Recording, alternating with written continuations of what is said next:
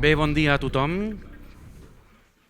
Comencem aquesta last but not least secció del Rainfield Festival amb el AI and Blockchain Creative Summit.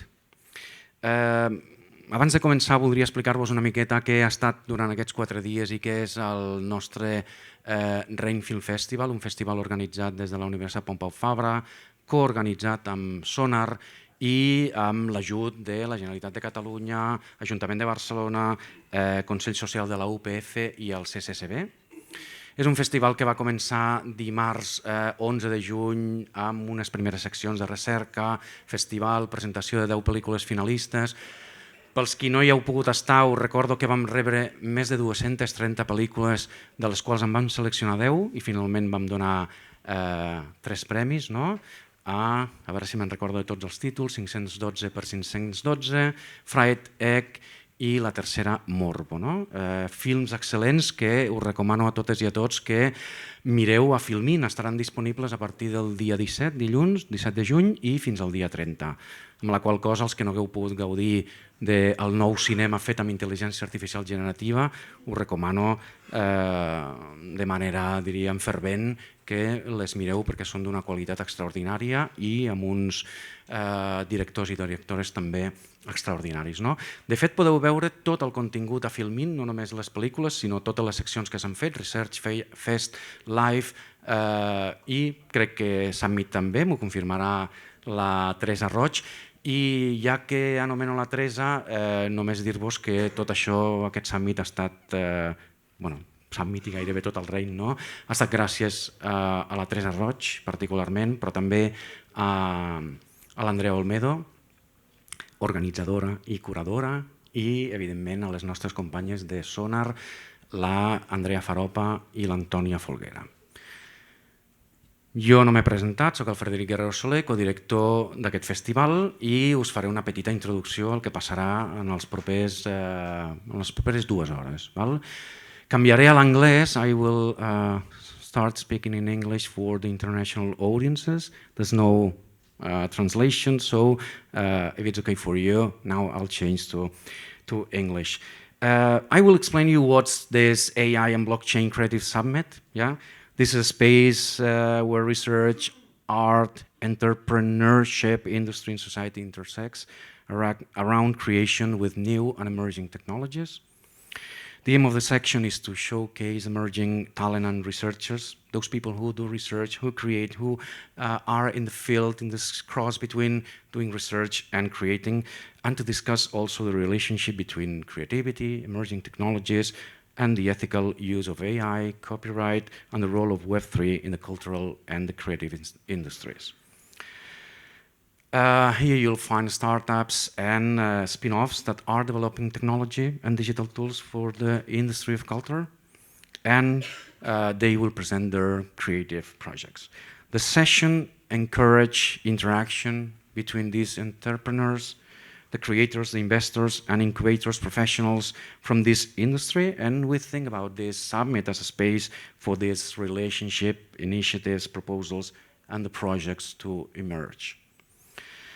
The summit consists of 2 sections revolving around creativity and emerging technologies, film and AI and Web3 and expanded media. This is the film and AI that just started now and will close at 12, and after from 12 to 14 we'll have the second part of this summit.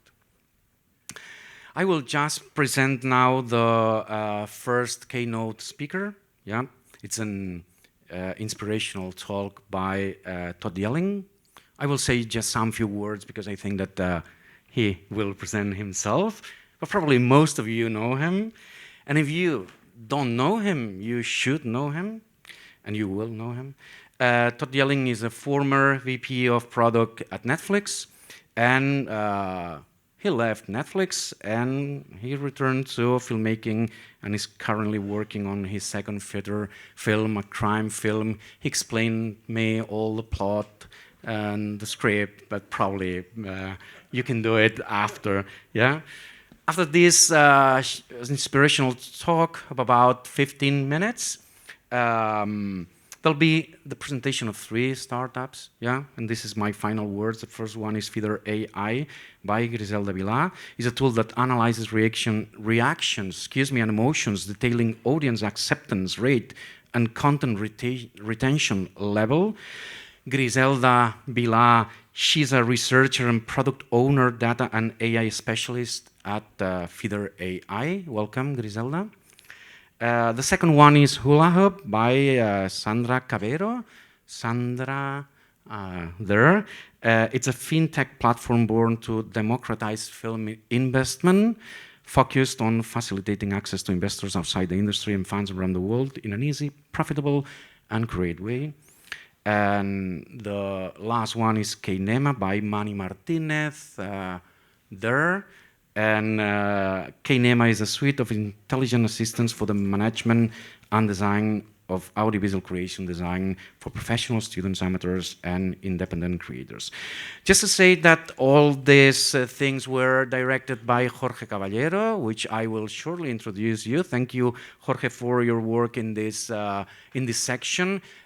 He's a pioneer in the research in cinema and AI, generative AI, and the owner-partner of one of the first companies in Catalonia and in Spain specialized in AI, generative AI, and cinema, along with our colleague and co-director, Ana Giral Gris, which I don't see her now. There she is.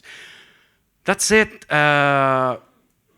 Thanks again to Teresa Roig, to Andrea Olmedo, Jorge for the organization. After these three presentations, Ana Giral Gris will be in a round table with 4 people that will be introduced by her afterwards.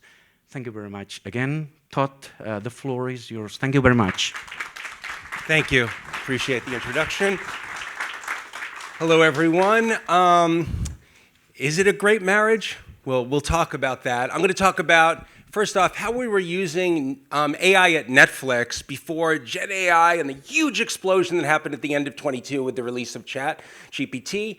And then I'm going to go into, after I talk about those, how we were using AI at Netflix, I'm going to talk about transition of how now I've become a filmmaker and how I'm seeing the world of AI and how it's applied and how what it's doing great, how it's totally overrated right now, but it's getting there and it can do some interesting things. So let's get into this fun and games. First off, I'm going to talk about a major disruption that I had the honor and privilege of being part of. So I know what it's like to totally change the technology and what it does to the world and how the promise is here, the actuality is here, and the actuality builds its way to the promise. And that was internet TV. You know, I was at Netflix for 17 years. I was there in the early days when it was only a DVD company in the US and we became a global streaming company.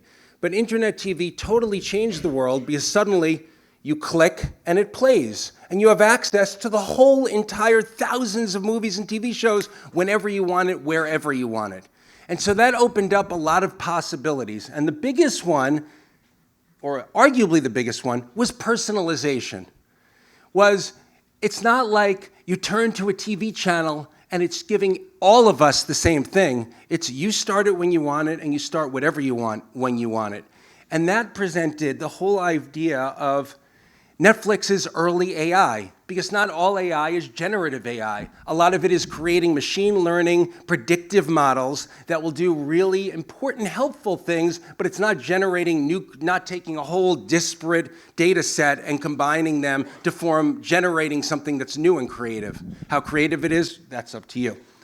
So at Netflix, the first thing about personalization was when you have thousands of titles to choose from, how many titles are people going to look at when they open up the Netflix website? What are they going to look at? Maybe 100? Actually, fewer. The average Netflix member opens up the service and they'll look at 40 titles on average. And if they don't see what they want, they bounce to another service or they'll go play a video game or something. And how much time do they spend on each title? An average of 2.5 seconds. We have no patience nowadays, you gotta move. So it's incumbent upon the company to put the right titles, bubble them up for each individual. So a subscription model. Now they do some ads, but mainly a subscription model. They're doing everything they can to keep you watching things so you keep on subscribing the next month and the month after that. So we did everything we can with all this early AI work to put the right title in front of the right person at the right time. And I thought, like, wow, we're doing lots of great work. But like any technology, and we know this about early Gen AI, there are things that doesn't always work out exactly like you wanted. Hey, you watch Star Trek The Next Generation. Yeah, of course we'll give you Star Trek Voyager. We'll give you the X-Files. That makes sense. And we'll give you Fuller House. Where did that come from? These computers, they have a mind of their own. What are they doing? It's not our fault, it's their fault. No, actually it is our fault. We had to work on those models and get them better and better. So the technology had a lot of bumps along the way, still far from perfect. And the promise isn't this. You go to one of these streaming services and you see row after row after row of titles, still trying to bubble up the best ones for you, but that's still a lot to look through. The promise, the perfect system, the thing we dreamed about, the AI doesn't look like all these rows. The AI looks like this. One title. Different titles for each of us, but why should I have to think at all? I just press play on that one title and I'm done. And that's perfect personalization. Just like one of these dating sites. You go to a dating site, do they want you to find the perfect person? No, they don't. And why don't they? Because you'll stop subscribing. They want you to keep on looping through people and getting addicted to keep on going through more and more people. So they don't want an AI. They don't want to have this perfect UI that looks like this. But in Netflix's world, they would. But you wouldn't trust it, because here's the big problem that we had. Here's the next step, and eventually this led to Gen AI, and I'll get there. We put up a title for you, and maybe there's 2 people in the audience. This Korean title would be perfect for you. But here's the problem. Most people never heard of this title. So we put it in front of you, even if it's going to be perfect for you. You wouldn't click play, and I'd go like, come on, don't you trust us? You don't trust us. So a lot of my career, I spent that 0.0014 of a calorie. That's exactly what it takes to hit play. That's all I wanted from you. Just, like that. And we spend so much effort trying to get you to go, like that. And you wouldn't do it, because you never heard of this. So then we had to go like, how are we going to get people to go, dum? And so the way to do that is maybe that poster art. Not all of you respond to the same poster art. Maybe some people would want this actress. Maybe some people would want a couple arguing. Maybe some people would want a beautiful shot of Seoul, Korea, where it takes place. Different people will respond to different things. So for what we started to do is we started to create lots of artwork. Every title wouldn't have one poster, one thumbnail. It would have all these thumbnails.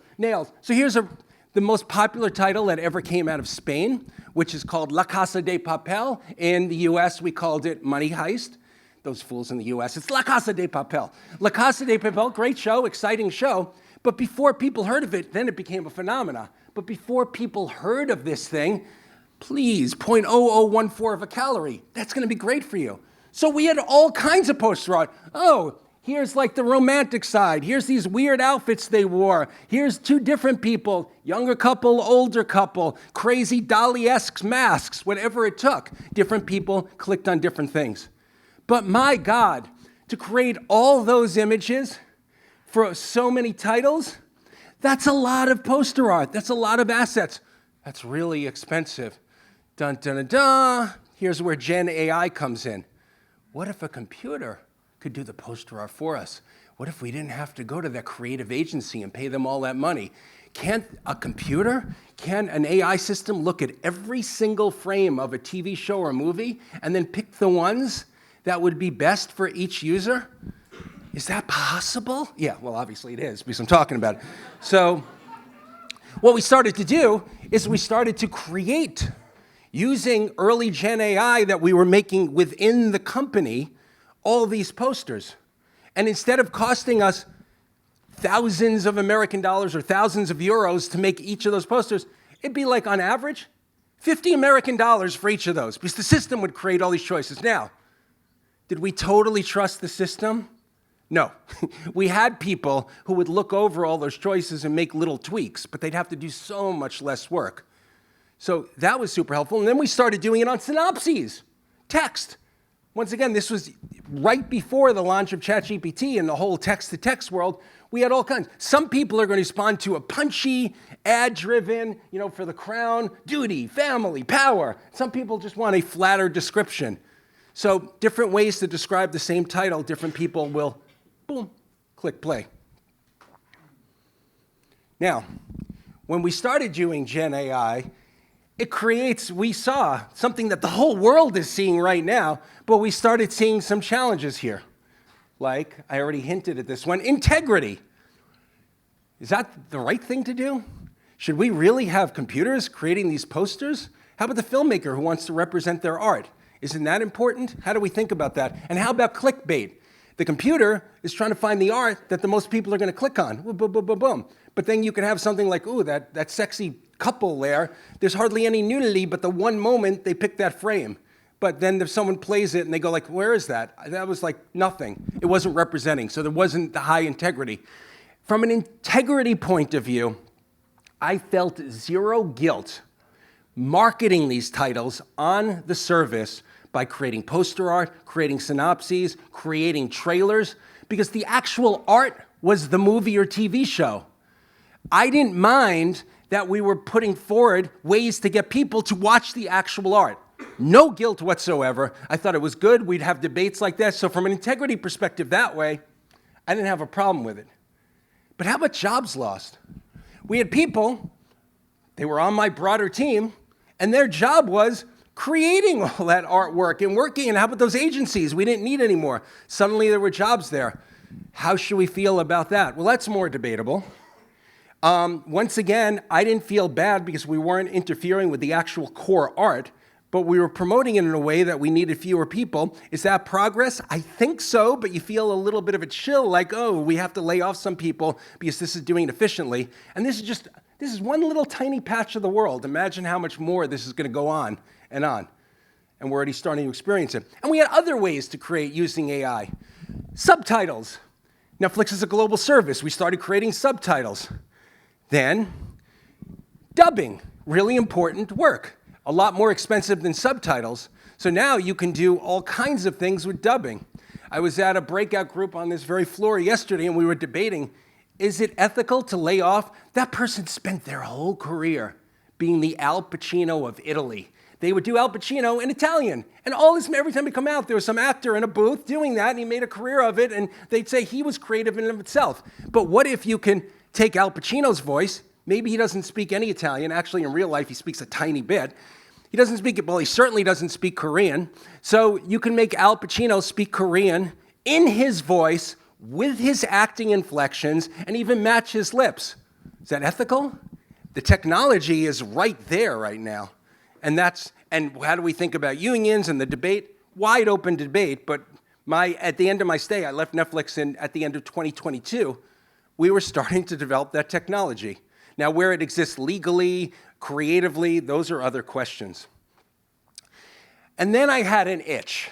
And I wasn't breaking out in allergy hives, that's another story. I had an itch, and my itch was, God damn it, I'm getting old. I want to make another movie. I was a filmmaker before Netflix. I was a documentarian. I made my first feature film right before Netflix, and I wanted to make another feature film. So it was hard to walk away, but Netflix was becoming a big company, not exactly my taste for where I wanted to lead. I wanted to go back into the creative world and become a filmmaker. And I'll give you one guess where I created this image. So, right after I left, like within days, ChatGPT launches. And like everyone, it blew my freaking mind. And I wanted to try something with it. I was an early adopter. I got it as soon as I could. And I said, first question I ever put in the prompt box, write a poem about a dog who lives on the sun. And so I was like, that's not bad. Whoa. And I was like, I almost fell off my chair. Within like 2 seconds, it came out with the poem. Now, if there are any English teachers out there or poetry professors, ignore it. But I was impressed. And then, with DALL-E, I created the image for the poem that it wrote. Done. My God. It blew my mind. But like with many new technologies, like when I was showing you with personalization, your mind is blown. It's like, oh my God. Then you set these unrealistic expectations. And then when you start using it day over day, It's like, oh, wait a second, it's making so many mistakes. Oh, it can't do this. Oh, this is such a freaking headache. That's where we're at now. We started here, we went down here, and now we're clawing our way back, and it's going to be a long time before we get back to there, but we're clawing our way back up there. So with Gen AI in the filmmaking world, like I said, I left to work on a movie. So my first step of making this movie is writing it. So I got my writing partner from 20 years ago, my pre-Netflix days, dusted him off. No, he didn't need any dusting off. Vibrant guy in himself. But we started writing a script, and we wrote a script all of 2023. We finished the script at the end of 23. And of course, writing is so hard. It's like slamming your head against a brick wall for any writers of screenplays out there. At least for me it is. I'd rather be on a set directing than writing that script. It's so hard, but it's so important. It's maybe the most important part. So, there are moments when you're sitting there, we divide up. Ivan, you write these 3 pages. Todd, you write these 5 pages. I'm sitting there in my home office, and it's like, I wonder if ChatGPT could do the work for me. Write a scene that takes place in the rainforest in Costa Rica, where our hero, who's an IT guy, this is all true, this is what the movie's about, but who's an IT guy who's trying to take down a boiler room operation. I'd write all this and make it complicated. And my prompts were like this long. And I wanted to see what it could do. And sometimes it gave me a little bit, and it was helpful, but it wasn't writing those pages as well as I wanted it to write it, but it was helpful. It was surprisingly helpful. And it was really easy to use, but once again, it's deceptive. It's just a box, and you type whatever you want. But the art of coming up with the right prompt is really, really hard, as I'm sure those who played with this know. Now, what I have found in my journey is text to text, it's getting better and better, and it's doing pretty well. Text to image, let's not overrate this. Text to image will give you a freaking headache really quickly. It does some cool stuff, it surprises you, but, it disappoints. And then text to video, I don't care, OpenAI could give us Sora things and big demos, and oh my God, look at that Japanese woman walking through the Tokyo snow, or look at that, old Western town of a shot, an aerial shot. But you know what? I am very skeptical, and I've heard they've demonstrated this for various filmmakers, what Sora can and can't do. If you're a filmmaker, using AI, like part of this festival, really cool. Making a whole AI-generated short film that's experimental, super fun. Love the films from this year's festival. But creating a whole narrative feature film about a story, that's not even close. But it's very helpful. So, a lot of people get tied up about how bad it's scraping off everything. It's using the whole internet. How about all this? When I was saying, can you write this scene? It was taking from all the great screenwriters and all the scripts and all the bad screenwriters and everything else, and it was trying to scrape and create the scene. And you might say, well, that's really unethical. Another argument is like this quote by Isaac Newton. If I've seen further than others, it's by standing on the shoulders of giants. Why are people different than this AI? We all learn, we read books, we're influenced by those books. It's influenced by all the sources it's pulling from. So you can take the argument that says it's just combining a bunch of stuff like any creative person does and going at it that way. Don't throw tomatoes at me. I'm not saying that's the perfect point of view. I'm saying that's an interesting argument. There's also the argument that people should be compensated, and I do believe that, for if it's going to leverage all their data. But it's a good debate, at the very least. So how good a script can Gen AI write? Well, if you've ever seen a Christmas holiday special on Netflix or any of these other services, I think it could do it. They're so formulaic. It's like writing the same script over and over again. So anything like that, I think it's pretty close. But anything that's creative and provocative and new and feels innovative or something, I haven't seen that's fresh, not close. Can it be the best assistant ever? Well, if the assistant, if you constantly have to correct and look over the assistant's shoulder, yeah, it's a great collaborator. It can get a lot of things done. It does a lot of research. It helped me out on the script. It could do a lot of interesting things. So it's not the best assistant ever, but it's a pretty good damn assistant. Is it going to replace Ivan? I don't need a writing partner. It's great for brainstorming. It's not great for actual execution, but throwing out ideas just like a good brainstorming partner. 9 out of 10, what you throw up on the wall is crap, and then it comes up with the gem. You keep on throwing prompts at it, and you'll find the gems. And I think that's good, and it's been helpful. Is it great as a visualization tool? Here's a bunch of examples of things that people have used, and there's a lot more out there. Well, a friend of mine in LA is a screenwriter. And he's been working on a script, and he goes, I used Mid-Journey to create storyboards for my whole film. It created like a graphic novel. Here, he let me borrow this slide, and I actually cast it with well-known actors, and it gave me like photorealistic versions of them. And I was like, oh my God, Mid-Journey did that. I couldn't wait to be done with the script and start on like storyboardings and pre-visualization. So I got to that stage a couple of months ago, and I sat there, and I don't have much hair, and it's Mid-Journey's fault because I was pulling out hair by the fistful. I called him up. I spent all day on it. Gary, it's not doing anything like you said it would. And he goes, oh, we just saying AI created that as like to make it sexier so people would realize we're on the cutting edge of technology. We hired a storyboard artist and they did most of the work in Photoshop. And I go, oh God damn it. I still would have a full head of hair. But I can create, like I used this on the cover of my investor deck. I wanted a parrot on top of a dismembered hand with some blood on it, and it created that. And it was like, okay, after some tries, it can give you something that's worthwhile, but it's bad at taking creative direction. You tell it to do this, and it does its own thing, and you go back and forth, and it's like it has, I would say it has a mind of its own. I don't know what it has of its own, but it doesn't follow what you say. It takes a lot of prompting to get where you want to go. Text to video, how imminent is it? Like I said, it's going to be a while. So, coming to a conclusion, is AI our friend, the iron giant holding us sweetly in its hands, and it's going to be our partner? Yeah, kinda. Is it Skynet? We're going to give it the wrong goal, and it's going to wipe out all of humanity, or at least try to, and it's going to get ugly. It's Terminator. I probably think it's less Terminator and Skynet, and it's probably, the future probably looks more like this, which is if you've ever seen the movie WALL-E, it's going to be more like, we're all laid off now. It's doing everything. Pass me my drink. And we can barely, with our fat fingers, even type anything because we don't need to, because it's doing everything. Half joking and a little serious. So how fully should we embrace AI? Once again, this is created by AI. I don't know where these twos came from. I tried to get rid of them with a lot of art direction. I couldn't get rid of them. And this isn't exactly, I wanted that guy doing that, whatever. This is the best I could do. So this was DALL-E 3. But yeah, I think it's inevitable. I think embrace it. Don't embrace it at your own peril. This is coming. It's going to be for better and it's going to be for worse. But the best thing is we have to educate ourselves. We have to embrace it. We have to understand these tools to stay relevant in the job market, to stay relevant in the creative world, to stay relevant as filmmakers, whatever field you're involved in.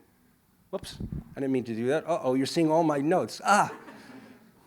So there's a lot, there's many, oh, now it's frozen. This is great. I might have to end on this slide. That's such a bummer, man. Okay, that's okay. You know, that's technology for you. That's what it does. So lots more issues, but thank you. That was fun. I'll be back in like a half an hour to be part of the panel. Looking forward to it. Thanks.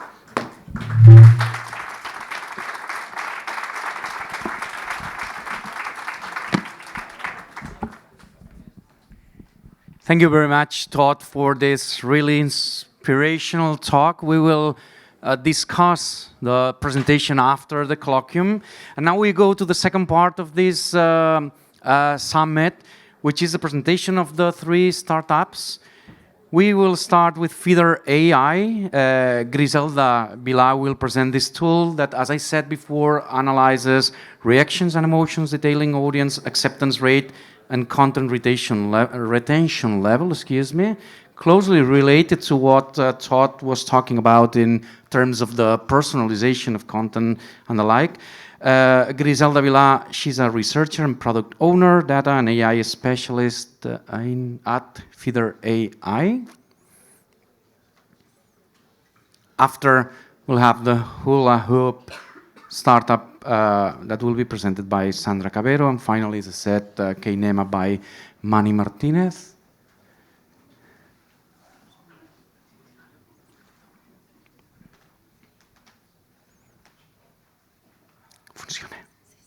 Okay. So Griselda, thank you for being here in our summit. And if technology works, Todd, what did you do? I stole it. Okay. Sí. So if technology works, Griselda, the floor is yours, and you can start with your presentation. 8 to 10 minutes each presentation. Thank you very much. Thank you so much. Good morning. My name is Griselda Vilar. I'm a data scientist. I specialized at FEDER, and I was a researcher in audiovisual communication and social science too. I will ask you a question now. What do you think is the most important, interesting thing for an audiovisual creator? Probably the effect of his work in his audience, no? The effect of his video, the effect of his life, his performance, and maybe what he provokes on his audience. There are many things to know about it, no? Intuition, asking about it, make a questionnaire or survey or something like that. But there is something that all the people that we are presenting, like me now, are constantly receiving while we are talking about. And this is the faces of the people who are listening to us, who are watching us.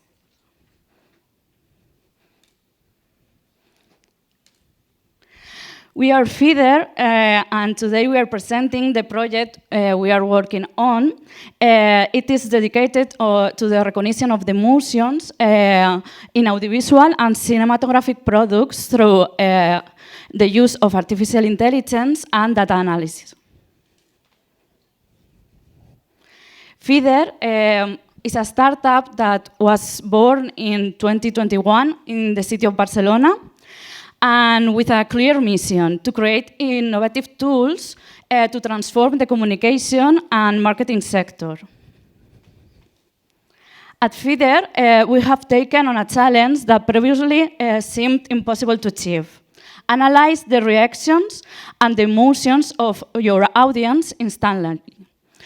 Through facial recognition technology and AI, capable of tracking the microexpressions of your audience in real time, frame to frame.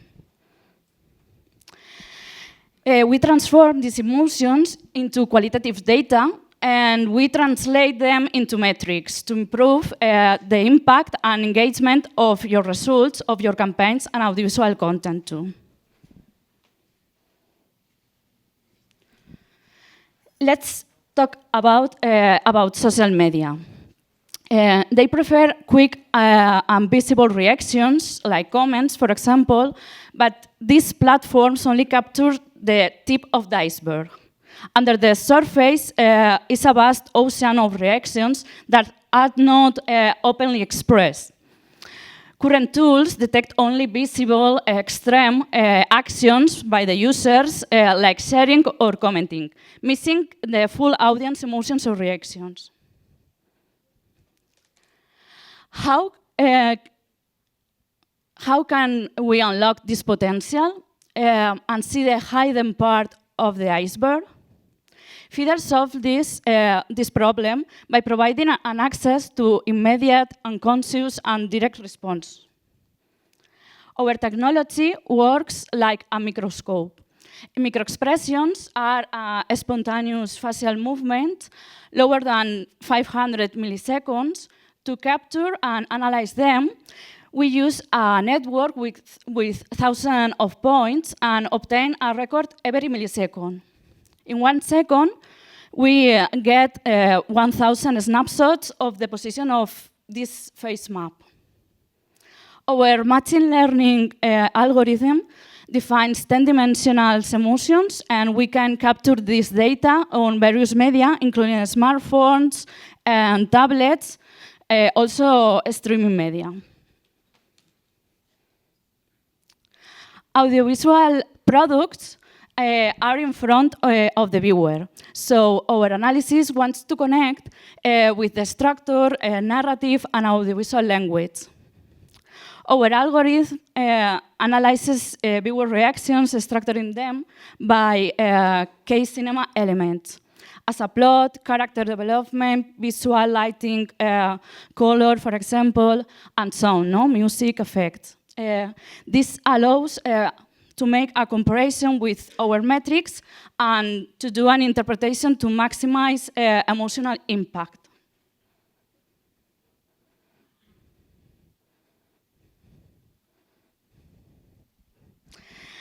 Now, this is an example, the arrival of the train at La Ciutat by Lumière brothers, filmed in 1896. It's an earliest work in cinematography history. And this short film created a movement and deep, making a turning point. Imagine the scene. It was one of the first public screens, and the audience will react, maybe, with fear or surprise, thinking the oncoming train will leave the screen. This historic moment demonstrated the power of the film to capture emotion and the importance of measuring audience reactions. It demonstrated filmmakers' desire to understand the impact of their work.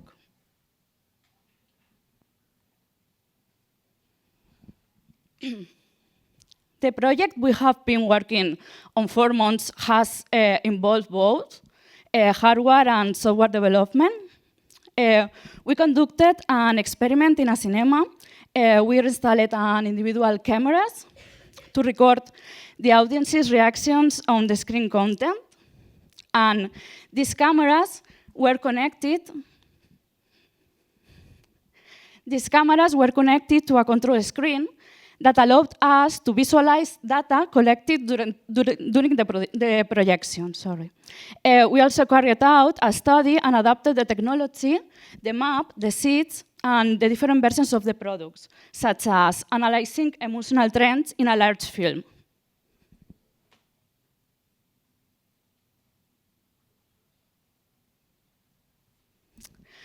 We want our technology to speak the language of cinema and become an essential tool for creators, helping them to improve their work based on accurate and detailed emotional data.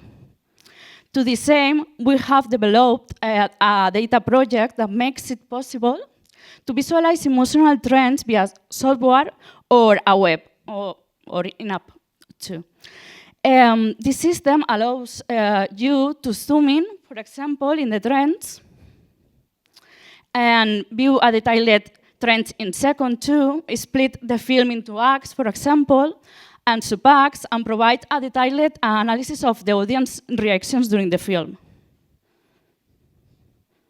The software allows you to select too a key point, such as a character entries or music, and selection of the emotion of variables, such attention, for example, and map the auditorium by a spectator. You can also select a key spectators, for example.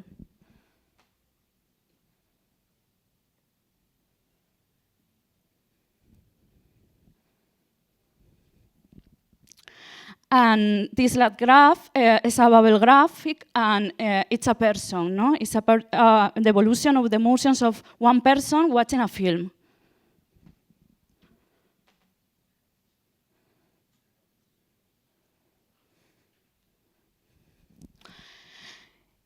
It also offers interactive and 3D graphics to observe the dynamic evolution of emotions, adapting the two variables, such as attention, and showing how emotion fluctuating or have an evolution in a film. And we have this kind of dynamic graphics, and here is the 3D graphic too, of the emotions. And we have here the variable intensity and time of each emotion. This product will be launched by the end of the 2024 and aims to adapt to other sectors such as television or video on demand, becoming a versatile analyzing tool offering advanced data in an attractive user interface.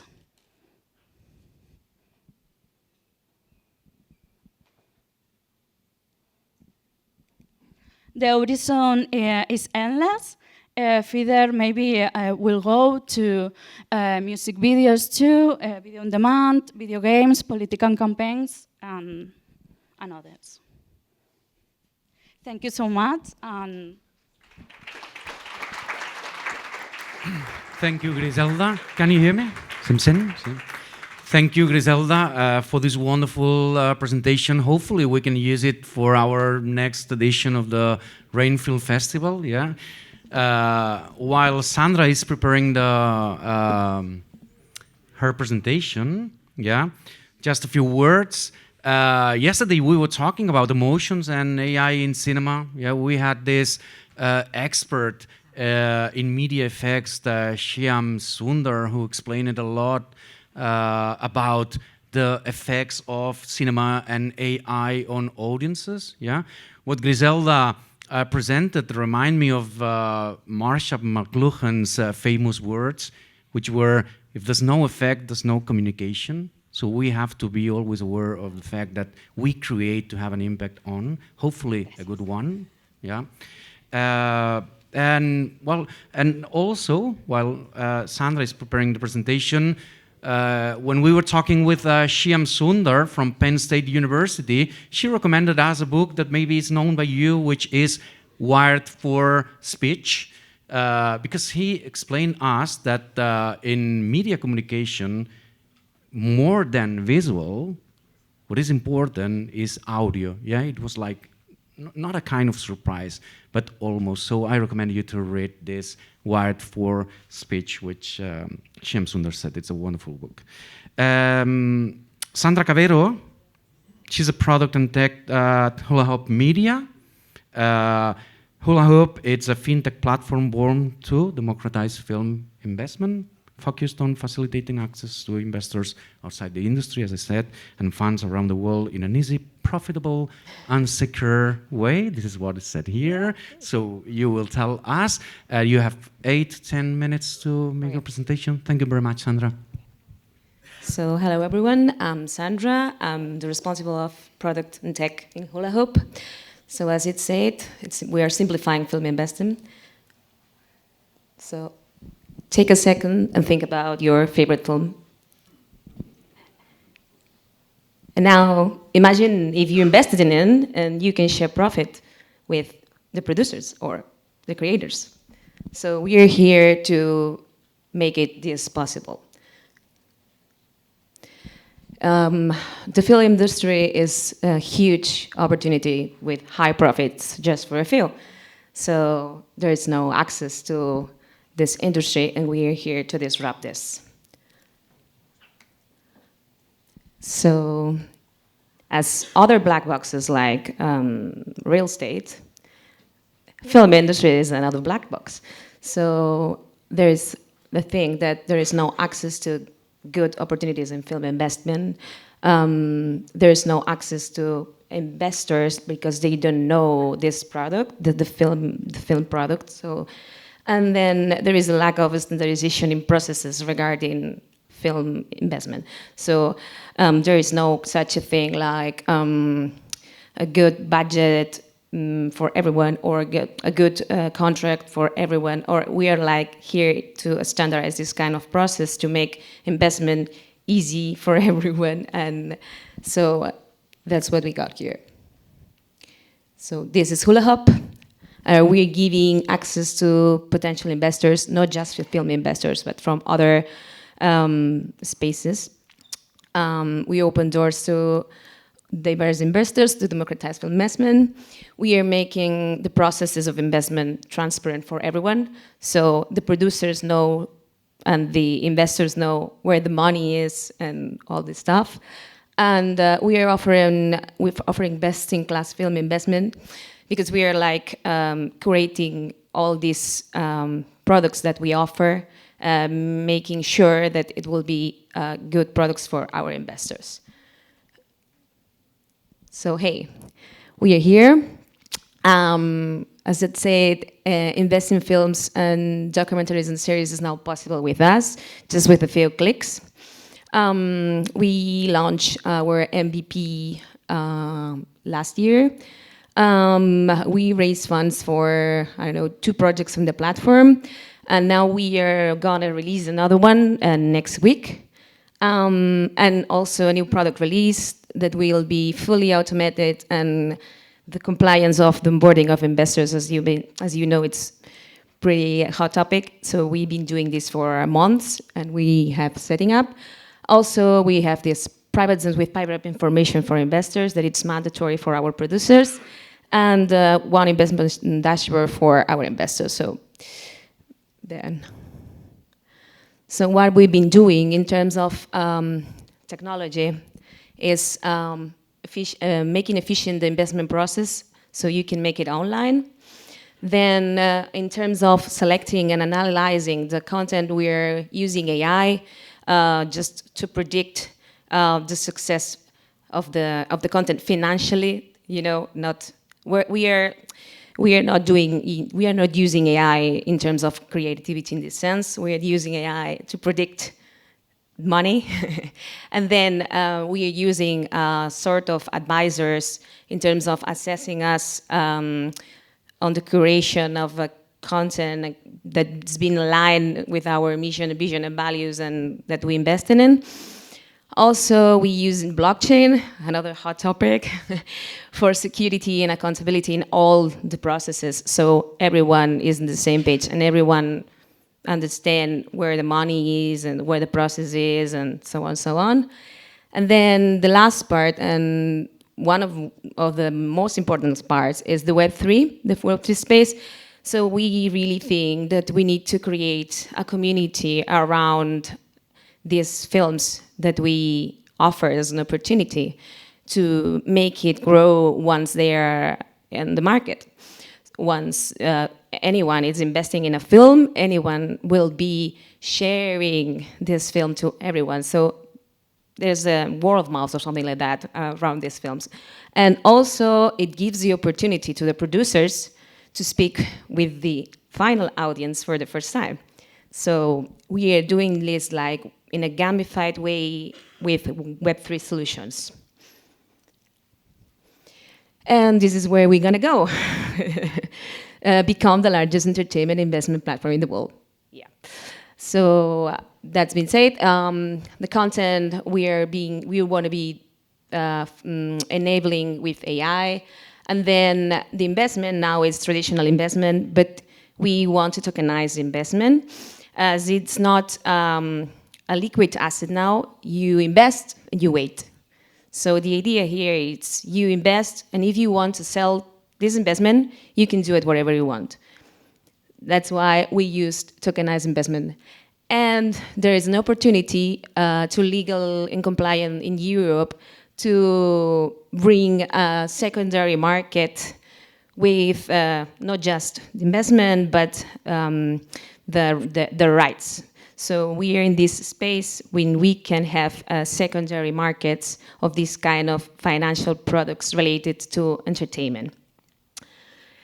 And then the Web3 solution that will be going, we call it Beyond Fandom, because we want to empower our community, not just investors, but film lovers, entertainment lovers, to become part of it. So we want to gamify these experiences, giving perks, giving, I don't know, special things, boosters in investment also. So we're going to make the community more implicated. I mean, so our film strategic acquisitions, I mean, our idea is maximizing returns for investors, of course. For this, we have an international network of producers, industry contacts, and around the world. We are partnering with top production companies here in Spain and outside. And then, as been said, our selection criteria is based on financial-based scoring. We are like testing the prototype now.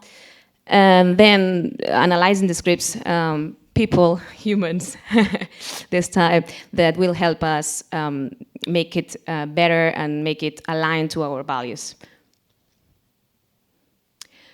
So we're in this space with our financial product. It's not everything. We are covering equity film gaps in the last part of the cycle, like in post-production and ready for premiere, P&A and something like that. We are covering small tickets. And in the platform, we can invest like for 500 euros till, 2000, I think. And then we got another circle that you can invest as an institutional investor with another stuff that is not tech. But yeah, we offer this. And why were we offering this? Because we want to minimize the risk for investors to invest in entertainment. And then there's this new product that we are launching. There is the tax credits. So it's a very interesting product because it guarantees the returns. And this is a product that it's been there for ages, at least here in Spain. And the only one who is using this is big companies. So as we want to democratize this, we are offering this for freelancers and small companies, SMEs, from €5,000. And yeah, you can go to our website and see how it works, but it's completely online. And yeah, we have next week a new opportunity in the platform. If you want to just check it, this is a QR code for the newsletter, and we will send you the information here. So, thanks.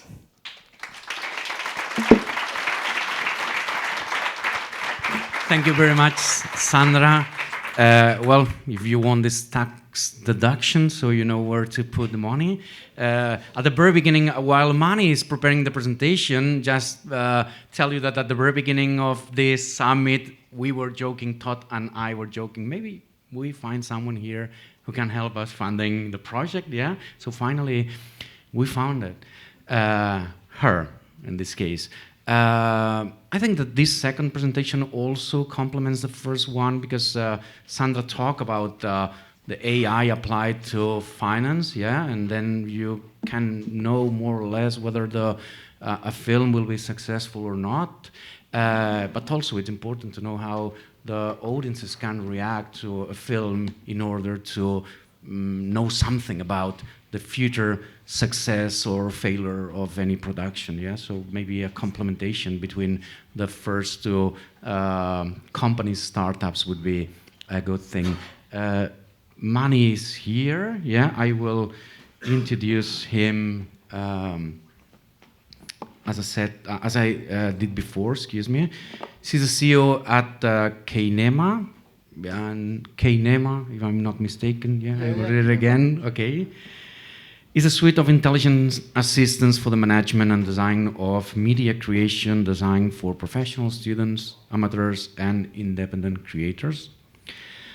Just tell you that after Mani's presentation, we'll have 5 to 10 minutes for questions to the three speakers in this section, yeah? And after these questions, we will move to the colloquium.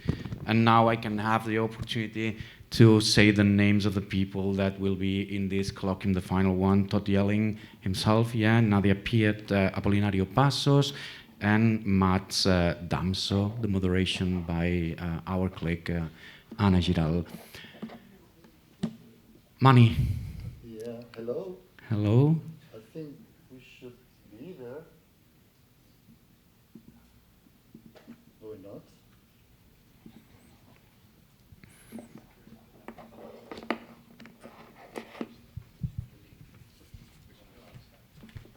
Well, while we are trying to solve these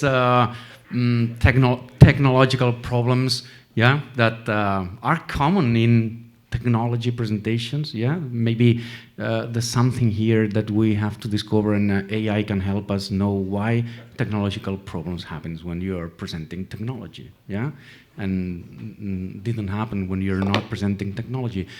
Maybe I can just ask Mani to start talking about the project while they are solving the technology.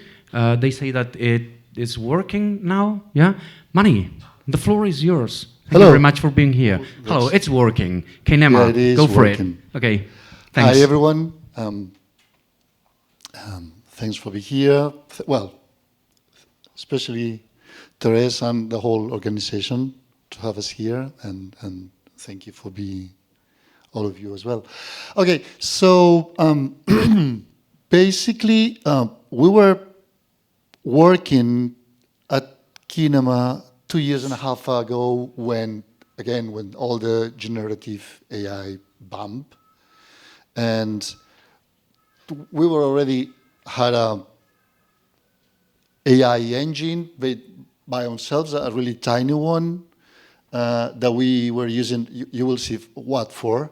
And so we had the chance to see how this progress of becoming popular and being used by everyone was affecting us. And we just discovered that it was going to be more about the ability to interact with us than the capability of making images or making outputs. And that's what we were working on. Well, let's go there. So that was actually the question. The question is, while I'm working and creating, can AI do my dirty job? Can do my laundry? Can do my tough work, so I can be creative instead of put all that in hands of AI?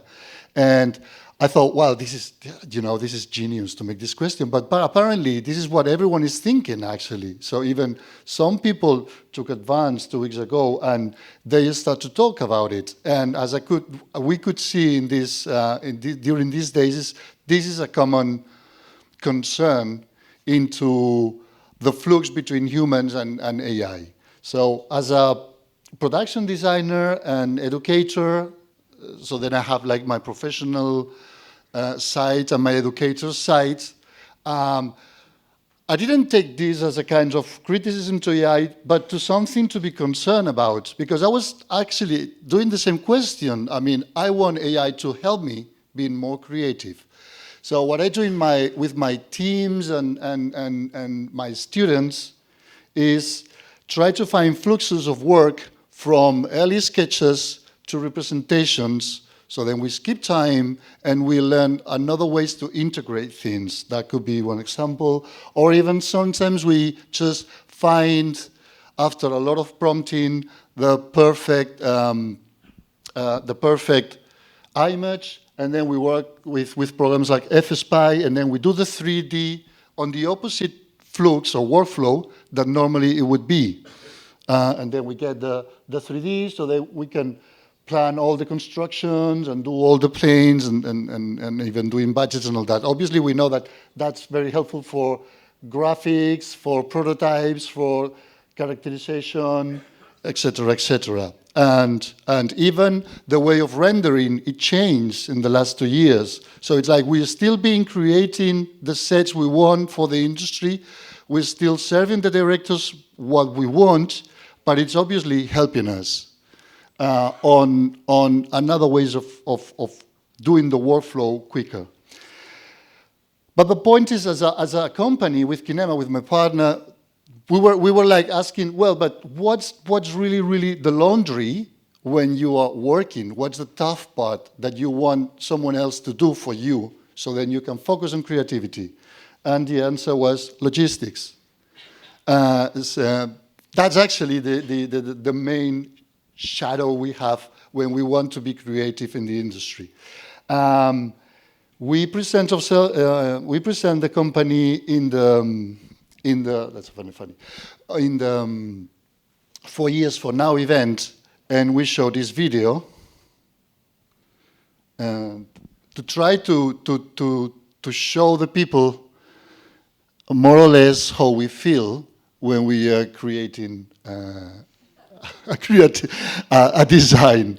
And obviously we use Maya Deren and Meshes of the Afternoon because that's a kind of nightmare that we live in. I don't think they understood anything of this anyway, but that was the beginning of the presentation. But the point, I don't know why this is here actually. I just go here and take it off. That will be easier. So that's where we get. I mean, we get like, okay, this is our intention, and that's what we do then. And I play a video because I know myself, and if not, it's going to be half an hour or so.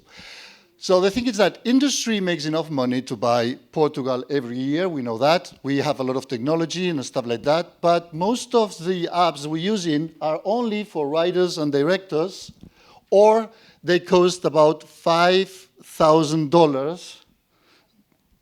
Is it like, this is like the pixelate one. If I want to change it, it's going to be a mess. So I don't know why this one is the one that came. But I'm going to keep on going, sorry, with this one. Even you will see it a little pixelate, sorry. But knowing that we had some issues with the technology, I'm going to keep this one. Okay, so the thing is that most of us, what we use is just Excel or Word or even paper to prepare our own projects. And what we're doing from Kinema is trying to resolve that. Oh my dear, sorry. I'm going to go like this, and it's going to be easier, I guess.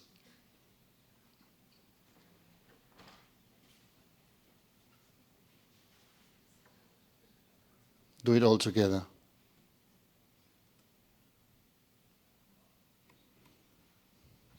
And I hate it.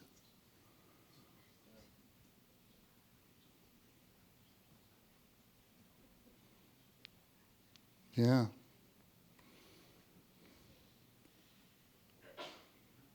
Sorry, everyone. I will have to follow the technology instead of being held by it. Then what we prepare is like knowing that there's a lack of programs for the people who work into the design section of filming creation.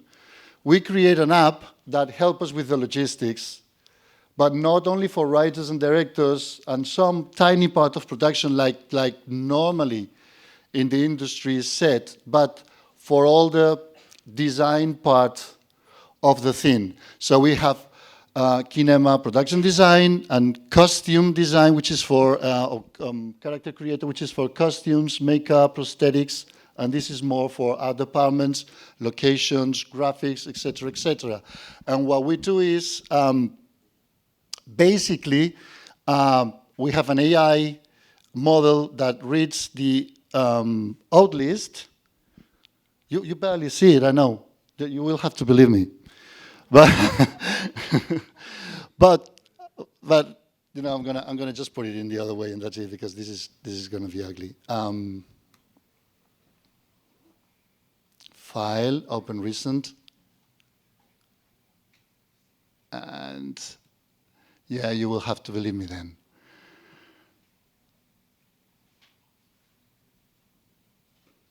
I'm going to just say it. Okay, so what our apps do, they just read the script and make your note list, and it finds all the sets, all the scenes, aids of page, all the characters that appear on every scene, and if it's day, if it's night, if it's afternoon, and then you get the whole list by sets, by scenes, and by every concept. Then, as well, you can edit those old lists. You can put the dates whenever you know them. You can put the numbers of the characters, etc., etc., and you can do your breakdowns in the way you prefer. But by doing your breakdowns, You put your categories, like this is what I need, this is sound, or this is construction, this is addressing, this is whatever. And what the app does is it prepares a template of a budget from it. So what you get is every step you do on doing the logistics is going to help you. So when you do the breakdown, the script can follow you, so you can read the scene where you're working, then it creates the template of the budget, that you can work on it, separate by the categories that you want to keep on separate, so it gives you all the partials, and then it gives you, whenever you put the dates, shooting plan, calendar for your crew, then it gives you a searcher in the way that you don't need anymore to do a day out of days, but you just ask all the information you need, and it gives you all the lists. And for the character creator, it's the same. You can follow the changes of your characters, keep all the details on your actors and actresses, do pages or cards of information that you can bring to the locations or even to the set, so then you can control what is going to be in every location, what do you need to do, or your team in every location. Plus, you can keep the continuity on set and make pictures and put all your notes, so you always have access to all the information there. Plus, we just discovered with this that putting all this information in order was very helpful for the academy world.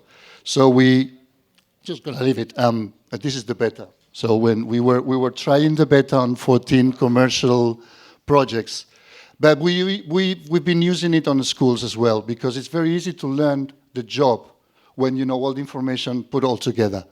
And basically that's what we do. What we're trying is to keep it simple, make it help us, keep it cheap, so everyone, besides of the country of production, besides of the budget of the project, can have at least access to one license wherever in the world. And basically, thanks to that, what happens is that you can focus on creation, because the AI is doing your laundry in the way, not of criticizing, but of how it's helping you to be the person who is driving the thing and being creative. And that's actually our goal and what we're doing here. Thank you very much. And thanks to you, Mani. Now we have time for a couple of questions to the three speakers. If you have any question while we're getting ready for the colloquium, anyone would like to ask anything to I just would say sorry for Griselda, Sandra, or Mani? I promise that we won't have any other technological issue, because there will be no technology from now on. This is it for me. Yeah. Now the word goes to Ana Giral Gris, who will be the moderator of this roundtable with Todd Yelin, Nadia Piet, Apolinario Passos, and Mads Damsbo. Anna, et cedeixo ja la paraula i el micròfon, and thank you very much for your attention. Anna. Okay. Hi. Thank you. Yeah, you can come, Mads, Polly, Nadia, and Todd, please. Thank you. Let me hear. You want to moderate? It's fine. No problem. We have 3 mics in total. You'll have to choose. Yeah. Okay. Gracias. Sí. Oh, thank you. ¿Y Nadia? ¿Es here?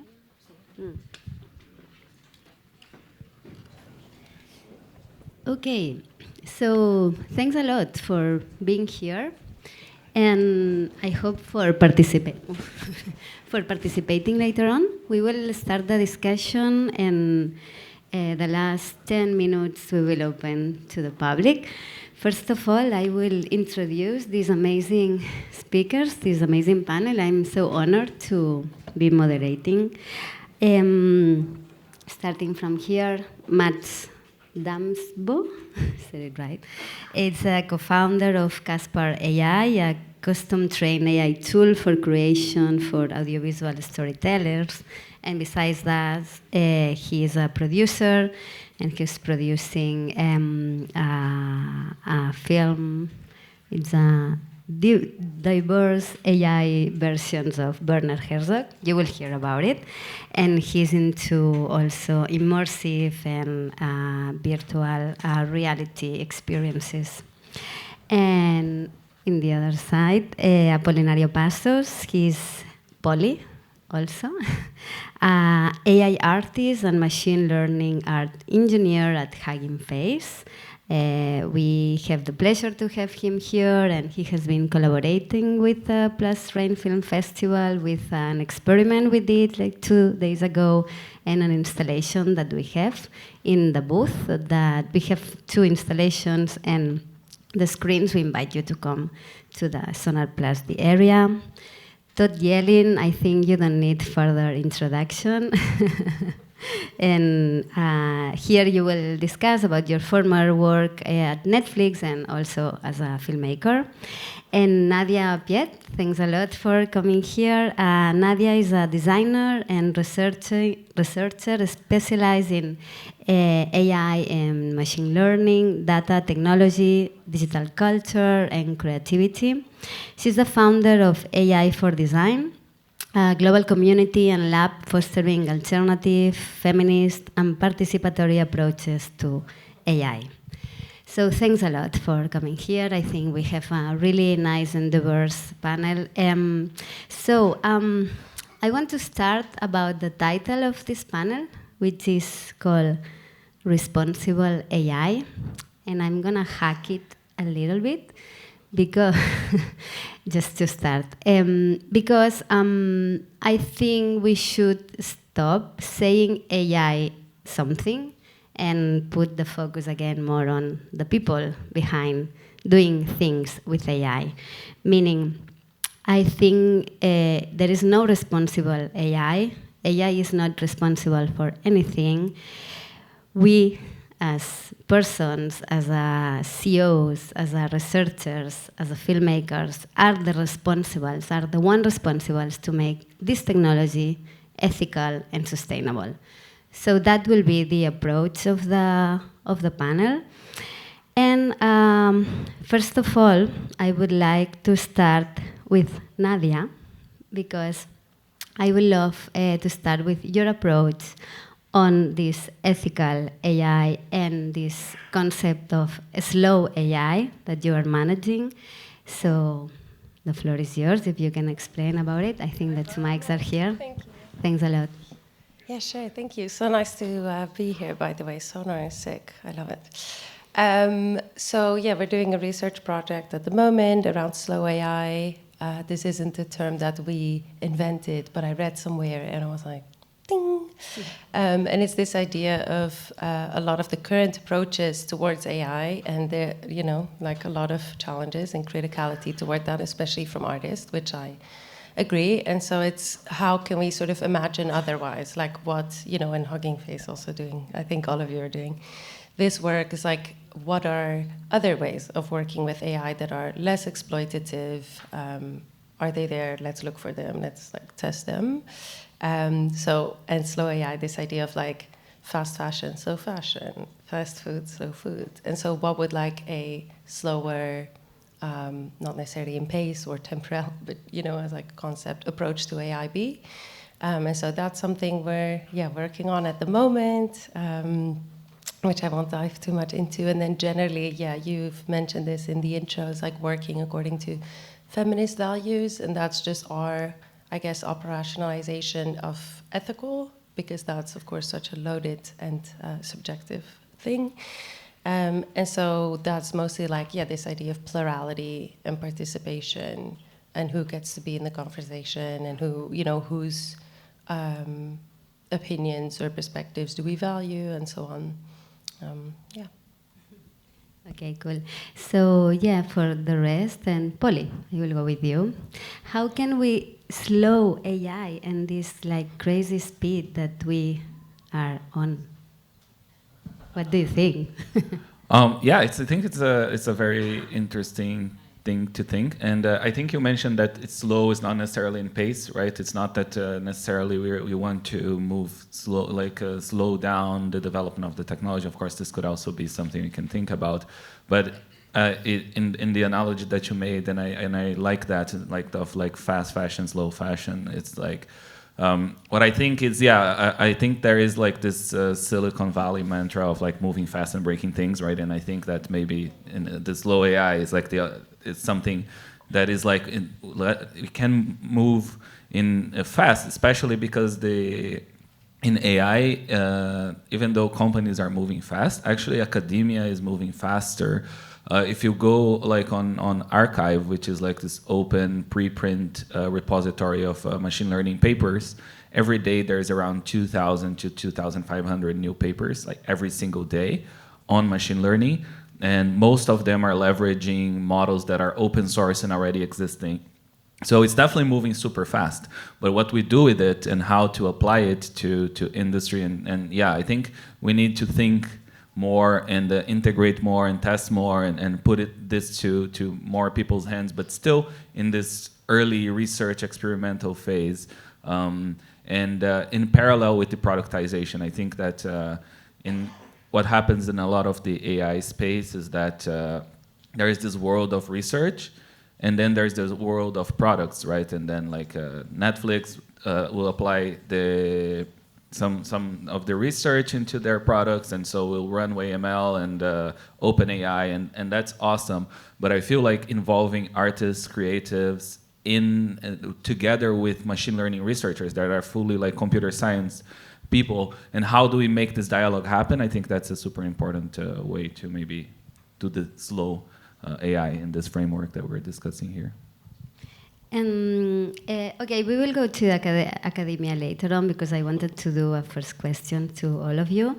So regarding this scheme that you are mentioning, Todd, how was this in Netflix? It was this approach? How diverse were the teams thinking and working on this technology?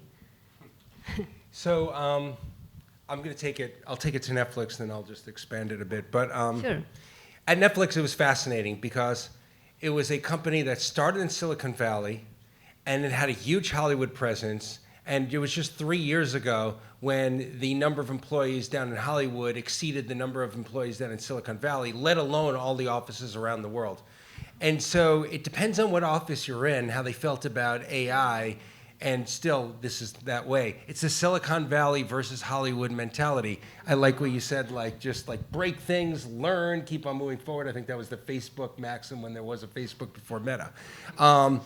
And so in Silicon Valley, a lot of the people I was working with, a lot of my team was like, let's just do great things for the customer. Let's make the business better by pushing on AI as much as we can. And down in Hollywood, they have to have relationships with all of the talent, the directors, the actors, all the people involved in making the film. And they're like, oh, no. You know, this was all the strikes and all the challenges that were happening down last year, which is they don't really understand a lot of it. Most of us don't. But they understand it even less, perhaps, but they're scared of that specter hiding there, sometimes for good reason, sometimes for not. So there's a rift. So I wish you could say that a lot of these companies are thoughtful and they're doing things with intent and planning. I was in the offices of OpenAI, the only time I've ever been there, a couple of weeks ago, and it's like a bunch of monkeys like pounding into each other, not knowing where they're going, throwing bananas and seeing if they'll hit the ceiling. We can generate an image. What's that? We can generate this image, right? Let's do it. There we go. No, it's scary, but it's hilarious because humor and horror are often like right on the edge of each other. So there is no, to answer your question, Anna, about Netflix or a lot of these companies, that kind of mature, really thoughtful approach to things. Sam Altman did a good job impersonating like he was doing that, but then again, that all fell apart, and that was all a mask that he was wearing, that it was like Halloween was over and he tossed away the mask, and now we see who's underneath the mask. So there is no great thoughtful thing. This is a runaway technology. It was fascinating what you said about academia moving even faster than industry. That will be interesting to see. So we really have to look at what are some of these challenges. Is it losing jobs? Is it stealing people's creative property? I'll be curious to hear about I love Werner Herzog. I'm curious what you're doing with it. So I could go on and on, but let me turn it back to you. Okay, so he just, yeah, so go on. Do you have a question for me, or do you want me to just talk? Let's no, let's do a conversation. No, I'll give a short introduction to that. For those who don't know, we 4 years ago started a project where we trained a language model on Werner Herzog with his consent. And an extreme skepticism, by the way. He thinks AI will fail miserably to make a film. But we did it anyway, and we got a synthetic documentary in the style of Herzog out of it, a screenplay that we then shot and filmed in Germany last year, and it's being released this year as a full feature-length film, I think the first of its kind, written by an AI. And he still doesn't like the film, but he said, okay, you can go ahead, send it out into the world. So that's from one position. I'm entering in the space and been working in it for 4 years. But actually, on the subject of ethics, I have a startup called Caspar, which is peculiarly the same name as the filmmaker we named, our AI filmmaker Caspar as well. And the startup works with how can we create AI tools for editors, specifically film editors who are working with large amounts of material. They need to look through tens of hundreds of hours, and we can use computer vision and transcription models to help them find things. And not just that, we can actually help you to create meaningful sequences based on prompts.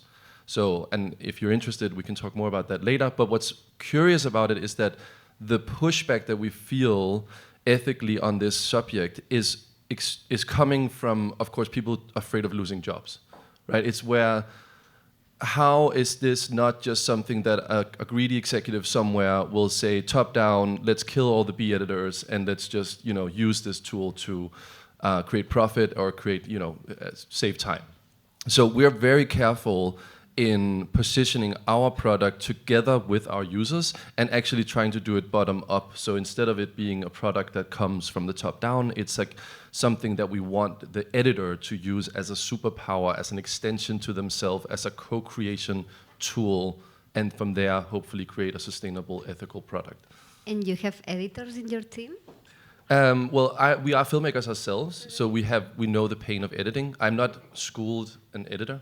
But yeah, we have editors close to us, and we have like super users that are editors that we work with on feedback and developing the product. Okay. Okay, we can continue. Before continuing on labor, I mean, there are many issues, right, that we are concerned about ethics, like labor and biases that I think we already talked about quite a lot about these things. Also, climate change and how this computational power is worsening a little bit. To get back to this idea of copyright and to enter in another space of open source community, which I want to bring up because also we have Polly here and he can gives us a different opinion. I think it's really nice, and I want you to explain. What do you think about copyright and the relationship with open source and the idea that Todd was mentioning before about how to deal with this theft of data set that someone says, or this training of these models, if the artist should be rewarded for that or not? I think your insight is really interesting on that. Yeah, I think it's a lot to unpack here. We have time, don't worry. Well, I think overall there is like this. I think there is this debate in the legal sphere and the ethical sphere, right? I think in the legal sphere is not super clear whether it's considered fair use by most of the American and European legislation on training AI on copyrighted material. I think this is still an ongoing debate. Like, is it fair use to show a machine billions of images and teach them this relationship, statistical relationship between images and captions, and that maybe is something that you can do, like in the same way that Google Images was sued for showing the images, and the rights holders of the images were like, yo, that's my image, you're scraping it from the internet and showing to your users. And then the court said that's fine because it's a transformative use case, they're not selling the image, it's not the same market. So there is the legal process that I think it's another sphere for debate. But regardless, even if it's found legal, right? Like even if it's found legal, which can be the case in a lot of jurisdictions, there is the question whether that's ethical to train AI models on copyrighted material.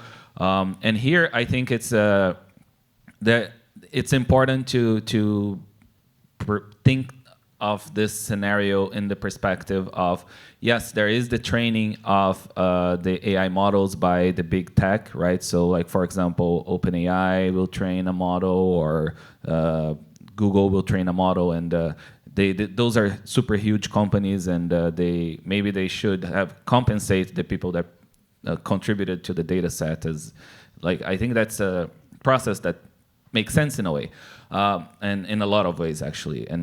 But another perspective maybe is that if we actually, like, because these data sets have like 5 billion images, and because now Google, OpenAI, and these other companies already have market dominance, they're actually okay licensing and creating like these models that like pay a tiny fee to the, like, because it's 5 billion images, and even how much each person that contributed slightly to the data set will get, like pennies, maybe like $2 a year, something like that.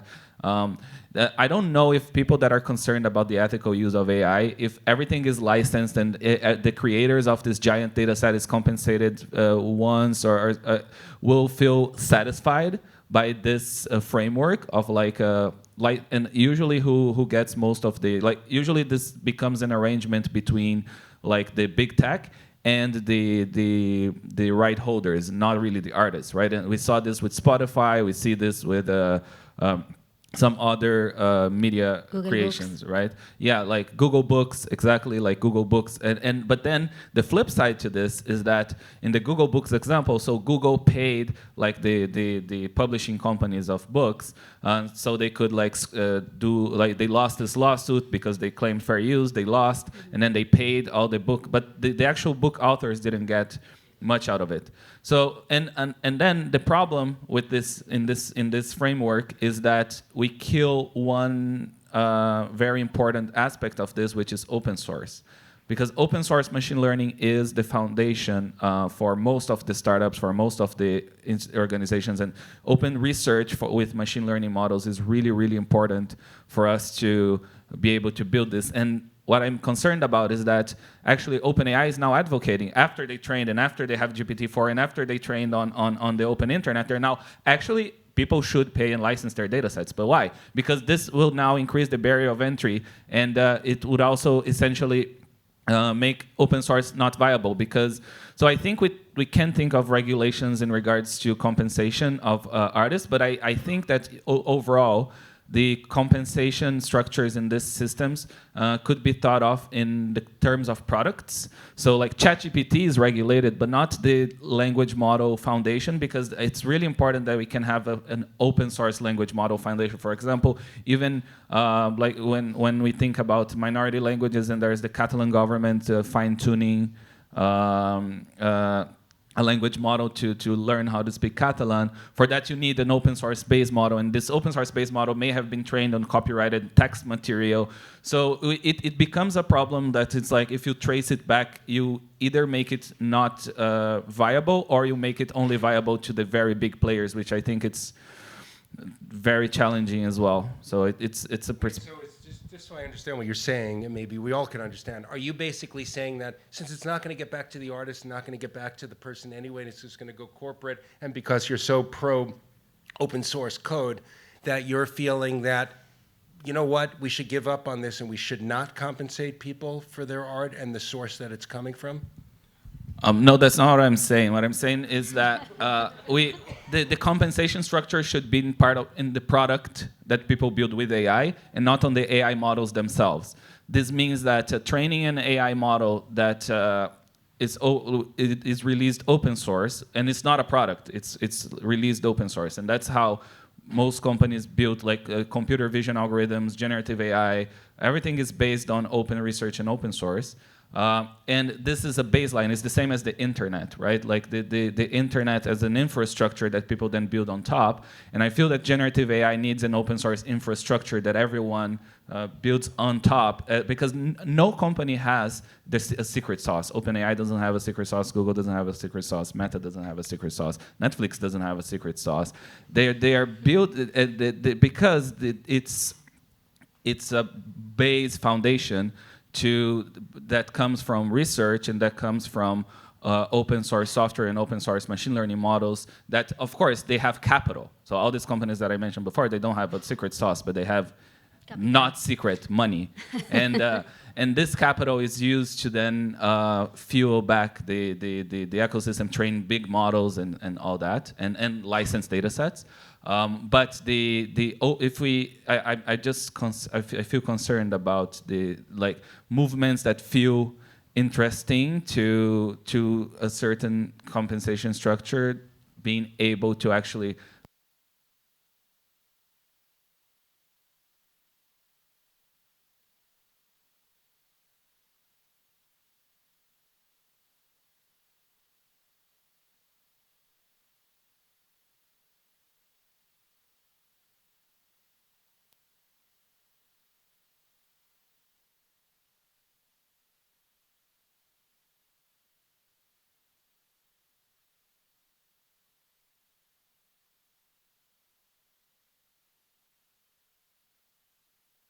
We'll wait a second, maybe they can fix it. so. This is okay. Oh, there we go. No, that was on purpose, so we give you.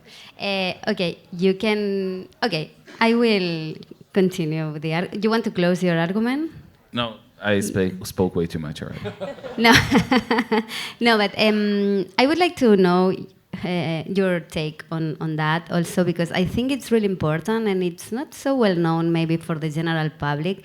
This importance of open source community, open science. Like, I mean, without all this, and the role of the academia, that we will go back a little further, anything that is going on would happen.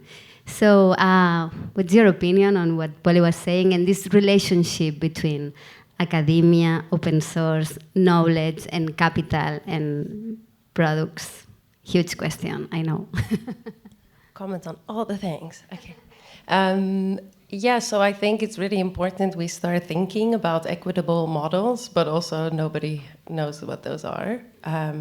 You know, it's not just compensating once because you're in the set and then, you know, like that isn't really a sort of viable long-term solution.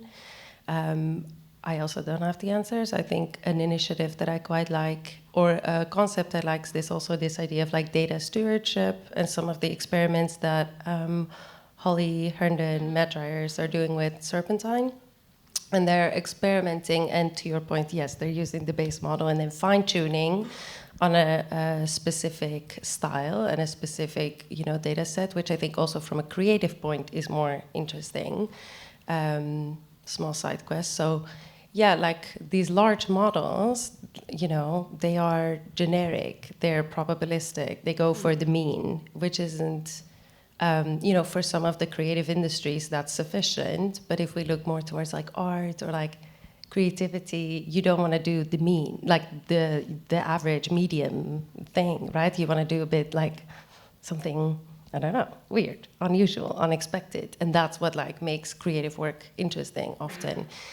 So both creatively, then fine-tuning or whatever, training your own models or, you know, using them in weird ways is more interesting.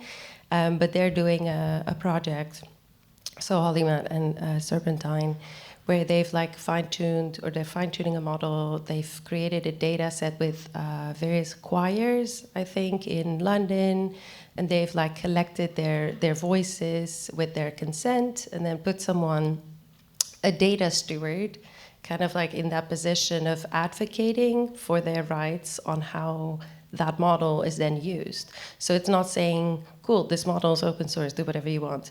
It's also not saying this model is mine and nobody can use it.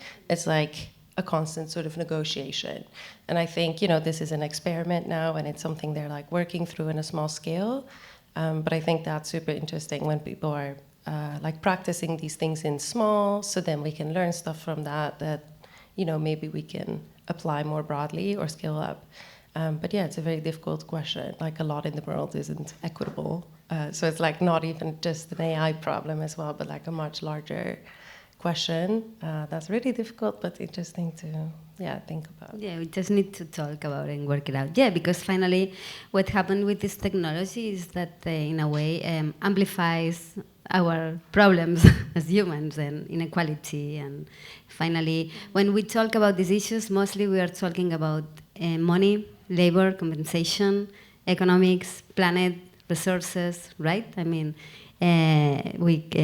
creativity is there, but what people most care about, and it's more debatable, it's all this. And regarding to this, there is another question about transparency of these models and these uses. And I was wondering, Todd, because for example, in Netflix, they publish some really, really interesting things in Medium. They have this blog where they explain really good how they research about and how they apply machine learning in certain things. For example, in the editing, they explain perfectly well how they create this match cut thing, which is really interesting, and the logics behind. So I was wondering, what's the decision, like when they publish some information or not, because regarding audiences or another information that it's public in another spheres and other TV stations, they don't know. So what's the strategy there? And so just to represent, I'm not at Netflix anymore. I left at the end of 2022. So I can tell, I was there for 17 years, so I can give you what happened in that long snapshot. That works. And what we released and what we didn't release, and how transparent should we be. So it comes down to this. You want to, when you said something like, there is no secret sauce and it's all out there, that was an idealization. There is some secret sauce. There are competitive advantages in skeptical eyes if you don't have a close-up like I do. I have a clear shot of skeptical eyes. Let's blow it up on the screen. But no, there are things that are competitive advantages and there are things that aren't. So a company sometimes you want to protect your brand. At Netflix, we want consumers to they probably still do, to like them. And so they did, when it came to technological advances that we did in the product, we did try to be transparent when we could. So we did push it. And this comes down to whether some of the machine learning algorithms, how we were approaching things. We would let some of our engineers and data scientists publish papers on these things.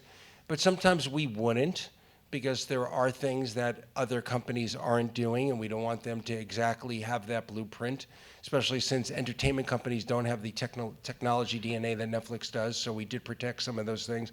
Same thing came to their data around how many hours are being watched on this TV show or this movie. For a long time, they withheld that information, and now they decided it would be better for the brand and the company if they released it out to creators and so forth. So there is no monolithic policy, but the overall approach is release whenever you can, but there are certain competitive advantages that you hold close to yourself. And we can say how money is driving everything and it's only money. It is also the aggregation of some very smart people in one place who are coming up with interesting solutions, whether it's in academia or in corporate life. And sometimes you need those large pools of money to drive a lot of what's been going on. This stuff is damn expensive to create these models and to scrape all that data that they're using. And the one more point, Anna, you were talking about, it all comes down to money, whether it's the environmental cost, whether it's the rights cost, whether it's and so forth. It comes down, I think, even more deeply to philosophy. What do we want as a better society? Where do we want this stuff to go? And how can we legislate, if possible, to kind of shape it as best we can, to shape this somewhat runaway animal that it's become? Yeah, totally. I think we have a great opportunity here. Because of AI, we are having conversations that are not new, that we had like long time ago, that we have them every time that there is a new breakthrough, technological breakthrough, like internet, photography. Okay, I was not there, but I know it. So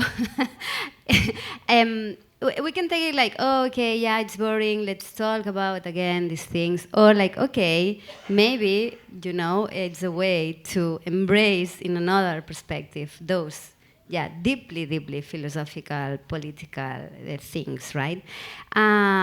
I wish, and I'm optimistic, but sometimes I think, no, the discourse is not getting there, and we're just repeating things that just are on the surface, because, you know, getting deeply into those conversations takes will. And I think, what? Like will, people, you know, yeah. So, so I'm glad that we can go more deep in this. So, for example, and regarding this more like deeply philosophical things, what were your main concerns or your most deeply questions when you were deciding to do about the hero of the film and, you know, using AI instead of Herzog? Yeah. Thank you for that question. It occurred to us in the process of making the film, when we were pitching it, when we were writing it, was a slow process of training the machine, and then you interrogate it, and then you get text after text after text, and it's like a very slow process. And the script started to form, but with the help of humans to put it in place. And every time we sort of pitched this project, we kept getting this question, which was, well, where do humans stop and the machine begin, and vice versa? The commissioning editors wanted to know all the time, like, what is this word AI, or is that a human word, you know, or is this thing, or where, and what did you do? And we realized that the process was so interesting for people, like they wanted to know this, but that was also what was boring us with, like, that was not what we wanted to talk about. It's not interesting to discuss how you used a hammer. It's interesting to discuss what the hammer made, you and the hammer made together, you know? And so we ended up making the documentary feature a lot of real people, artists, historians, scientists, philosophers, media critics, all sorts of and entertainers, actors, to discuss some of the fundamental existential questions that are when we discuss co-creation and human and machine authorship or co-authorship.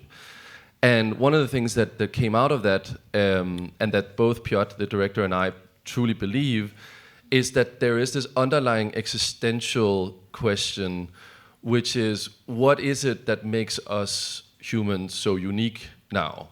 When AI has the potential of creating amazing works of art and can express things and can move audiences potentially without necessarily there being humans involved. And what does that mean for us? What does it mean for our uniqueness as humans? And maybe this underlying existential question has something to do with the fact that we don't want to fully acknowledge that we might not be as complex as we think we are, right? That we might just be mediocre, and that we're going to create something superior to us. And I think that's an existential question that I would love to continue discussing with us humans. Okay, what's your take on that, Polly? Yeah. No, I'm not gonna give mine.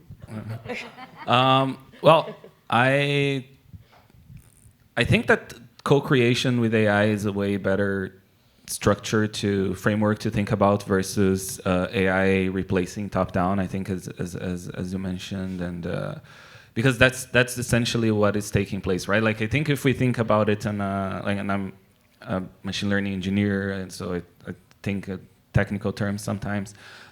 What this machine is learning is the statistical mean for, like, so you show it all the images you could find, and that's a scrape of the internet, which means it's biased towards who has access to the internet, which is the global north and all that, and all the biases that come with it. But essentially, it's not even quote-unquote intentional, right? Like, people training these models are not, let's make it biased towards us. It's just like, let's scrape the whole internet, and the internet is biased towards certain things. But nonetheless, the internet scraped, these models are trained, and then the model, once it's trained, it learns the statistical relationships between words or between words and images, and that's how they co-construct, right? But once the model is trained, the data set is gone, right? Like, you don't need the data set anymore. Like, it's a compression machine. Like, you download this 2 gigabyte file and you can use it. So in this way, this framework, this tool is not doing anything, right? Like, if you press the button to generate a text on ChatGPT, they don't allow you to do it because it's not open source. But if you had access to the model, you can actually press a button to generate it without a prompt on image models and text models. And if you do that, you get pretty bad results. So it's necessary to have human input in AI. Otherwise, you'll generate like a random sample of the thing. So there is no AI without a human. Now, how many humans you need to do the same task is then another question that gets back to the labor process, etc. But the co-creation and the fact that there needs to be a human in the loop in the AI process, I think is really important, and I think that's at least what motivates me into working in this space. It's like, how can we enable more people to create from their own, like, I think that, and it's not a super, like, I think the stake is a bit not necessarily consensual, but I think that breaking the barrier of skill may be a good thing, in the sense of, like, skill is a very nice thing, right? Like, and it's a very thing that makes you really proud of, like, learning how to master. You know, if you master the hammer, you're really proud of that. But then someone made a machine that does the same thing, and then, but my hammer, you know. So I think there's definitely that. And in the film history, this is not new, right? Like, on editing, you had the people that were really good at editing, like with their blades and the machines that would cut the film and glue them together in a very specific way. And that skill set, when we had the transition to digital, is not gone, but it's definitely become a very, very, very small niche. And I think with AI, it's maybe a same analogy where you will welcome way more people. The skills will be different, but there's still skill and there's still structure. But I think the barrier of skill, like, you have to learn this craft in order to join in our group and tell your story, could be lower. Could you say quick comment? Sorry, just a really quick, fun comment on this editing. I remember being told that the majority of old school editors using, cutting and gluing were women, because they were actually much more meticulous and good at actually doing that. And so it's just interesting to think about, because then they were the ones also choosing the order of shots and the output of the films back then. Any reply? Because I would like to, I think we have like 5 minutes to open to the public if anyone wants to ask any question. No? No questions? No. Okay. Okay, so Can I make a quick comment on of the course, existential we have questions? like 3 minutes, so it's okay. Yeah. Yeah, so I think I read this. I mean, there's a lot to comment on, but I think one thing that I loved as a quote from the New Yorker, I think it was like, "Is my toddler a stochastic parrot?" Yeah. And it said like, "My toddler has a life of its own and experiences, but no language to describe it. And an LLM has language, but no life of its own to describe." And I think that's like the difference. A machine can do stuff, make stuff, when we press the button, but okay. But like, it doesn't have situatedness. It doesn't exist in the world. It's not having an experience. It can put words and images together, but based on a statistical or a trained subjectivity maybe, but it isn't like when I see that image and word, I will have a feeling and an association and an opinion, and you'll have a different one, and I think that's, it's like Can I comment on that? Yes, let's get existential. I also want to comment on that. So my question is, I read the Stochastic Parrot, and I know what you were referring to, but what if a movie was made by AI with some prompting? It's not going to solely, to your point, it needs some prompting, but mostly the heavy lifting was doing AI. The audience did not know about it. It moved them. They responded to it versus something that was made by someone else. Someone can make a Herzog film and totally be influenced by Herzog, and someone else could imitate his voice really well, and you don't need AI at all. And would you say, God damn it, they're ripping off Herzog? Or would you go, that was a homage to Herzog, and you could say the AI did it? And so is it just a faster route, what you're doing to get there? Is an intellectual experiment?